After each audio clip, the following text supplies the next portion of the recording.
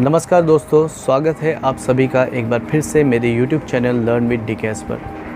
आज की इस वीडियो में हम एक्सप्लोर करेंगे ह्यूमन बॉडी के सबसे वाइटल और कॉम्प्लेक्स ऑर्गन ब्रेन को, यानी इंसानी दिमाग को। जुड़े रहिए इस वीडियो के साथ क्योंकि हम आज उजागर करने वाले हैं बहुत सारे इंटरेस्टिंग फैक्ट्स और अनोखे रहस्यों को।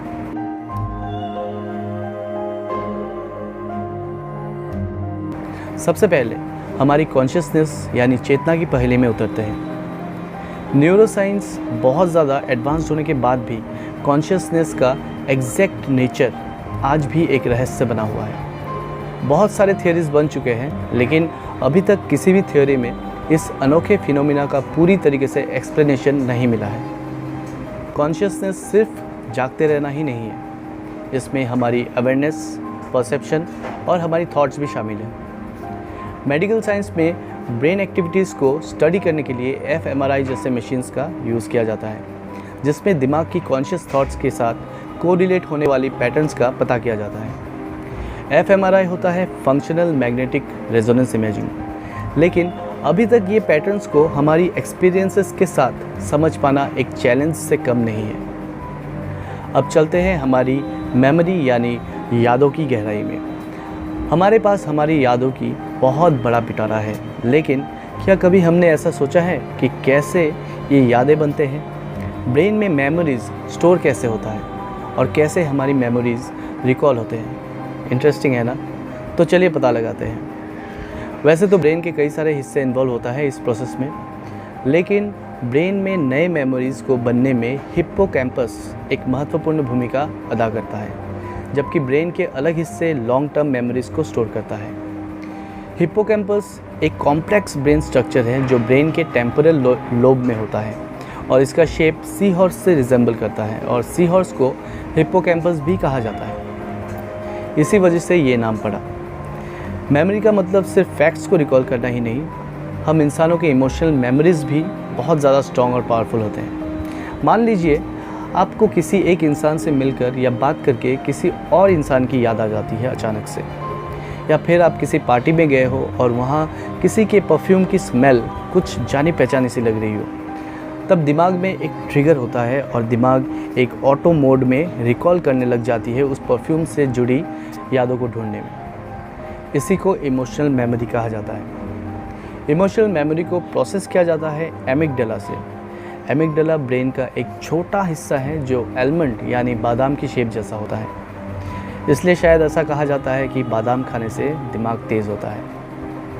आइए अभी बात करते हैं कि हमारा दिमाग इमोशंस को कैसे प्रोसेस करता है। इमोशंस यानी भावनाएं हमारे जीवन की सभी पहलू को प्रभावित करता है, डिसीजन मेकिंग से लेकर सोशल इंटरेक्शंस तक। दिमाग के सभी हिस्से को एक साथ कहा जाता है लिम्बिक सिस्टम, जो इमोशनल रेगुलेशन में एमिगडाला और हाइपोथैलेमस के साथ मिलकर एक महत्वपूर्ण भूमिका अदा करता है। खुशी, डर, हताश होना, गुस्सा आना, ये सभी दिमाग के इसी पार्ट से ही प्रोसेस होता है।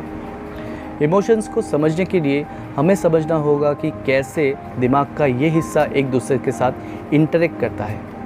इमोशनल डिसऑर्डर्स जैसे कि डिप्रेशन और एंग्जाइटी के दर्दनाक कॉम्प्लिकेशंस हमें ये दर्शाता है कि एक बैलेंस्ड इमोशनल ब्रेन फंक्शन होना कितना ज़्यादा ज़रूरी है। फाइनली सबसे इंटरेस्टिंग पार्ट, आइए एक्सप्लोर करते हैं सपनों की रहस्यमय दुनिया को। हम सभी को कई तरह के सपने आते हैं, अच्छे, बुरे और डरावने भी, लेकिन आखिर हम सपने देखते ही क्यों हैं और क्या मतलब होता है हमारे सपनों का?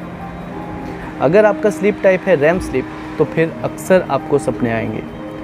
रैम स्लीप होता है रैपिड आई मूवमेंट स्लीप। इस तरह की नींद में ब्रेन बहुत ज़्यादा एक्टिव होता है, जो कि एक पॉजिटिव साइन है।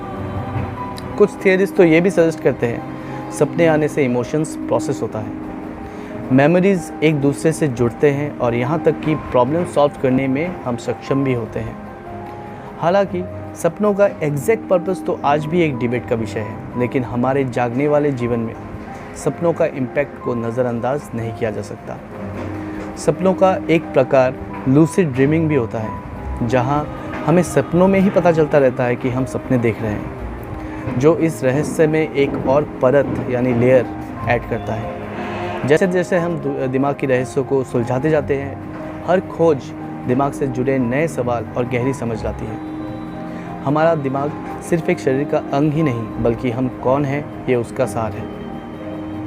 तो आज के लिए ब्रेन की रहस्यमय सफ़र को यहीं समाप्त करते हैं। दोस्तों, इस चैनल का उद्देश्य है सीखना और अलग अलग विषयों पर ज्ञान बढ़ाना। मुझे अच्छा लगता है आप सभी से ऐसी इन्फॉर्मेशंस शेयर करना। तो आप भी अगर ऐसी इन्फॉर्मेशंस को पसंद करते हो तो आइए जुड़िए मेरे YouTube channel learn with DKS के साथ और मेरे Facebook पेज को भी फॉलो कर सकते हैं। ये वीडियो इन्फॉर्मेटिव लगी हो तो लाइक, कमेंट और शेयर ज़रूर कीजिए और आगे भी ऐसे इन्फॉर्मेटिव वीडियोस के लिए सब्सक्राइब करना ना भूलें। तब तक के लिए अपना बहुत बहुत ख्याल रखिए और यहाँ तक मेरे साथ जुड़े रहने के लिए आपका बहुत बहुत धन्यवाद।